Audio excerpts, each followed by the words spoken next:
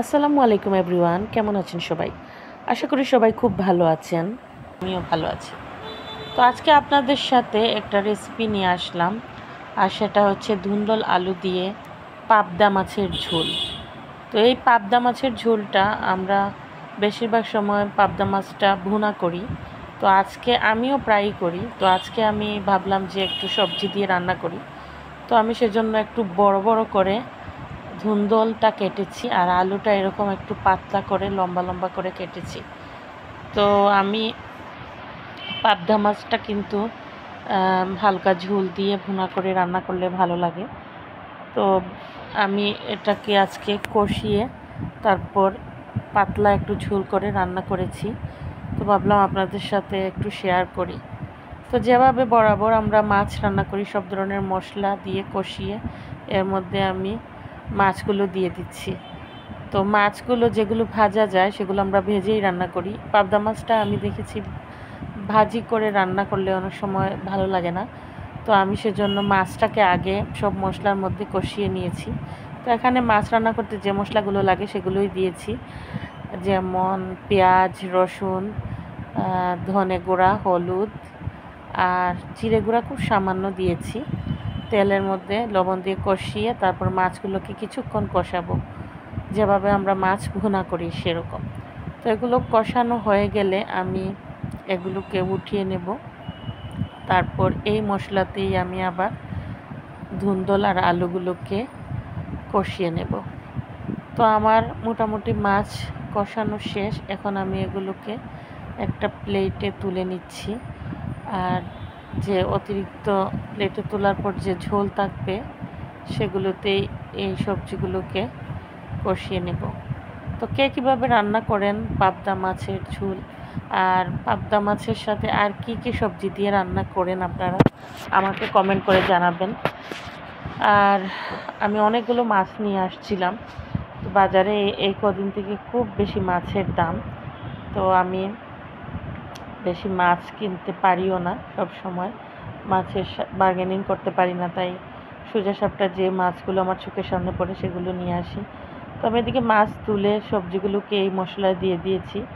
আর এটা তো অনেক পানি বের হয় ধুন্দল থেকে। আগে আমি ভালো করে ধুয়ে পরে কেটে রেখেছিলাম, আর একটু বড় করে কেটে দিয়েছি। তো কিছু পানি দিয়ে আমি এগুলোকে একটু মাঝারি আছে সেদ্ধ করতে দিয়ে দিব। আর এদিকে আমি মাছগুলো তুলে রেখেছি। তো মোটামুটি প্রায় 10-15 মিনিটের মধ্যে জাল করার পর এই পর্যায়ে এসেছে। তো মোটামুটি আমার আলু সিদ্ধ হয়ে গিয়েছে, আর ধুন্দলগুলো মোটামুটি মাঝারি আকারে সেদ্ধ হয়ে গিয়েছে। এখন আমি ধীরে ধীরে যে তুলে রেখেছিলাম মাছ ওগুলো দিয়ে দিব। তো মাছগুলো খুব সাবধানে দিতে হবে, কারণ এই মাছটা অনেক নরম, একটু নাড়াছাড়ায় ভেঙে যায়। তো আমি শুধু উপরেই রেখে দিব, আর ঝোলগুলো একটু উপরে দিয়ে দিচ্ছি ডুবিয়ে মাছগুলো।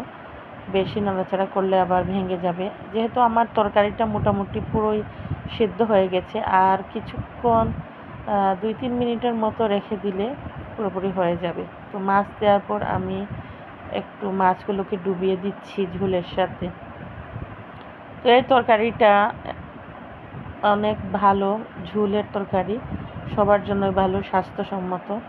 আর আমাদের এখন একটু বেশি ভুনা ভুনা খাওয়া উচিত নয়।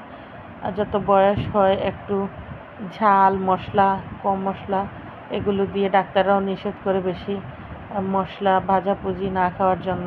তো আমি চেষ্টা করি একটু ঝোল দিয়ে পাতলা করে রান্না করতে।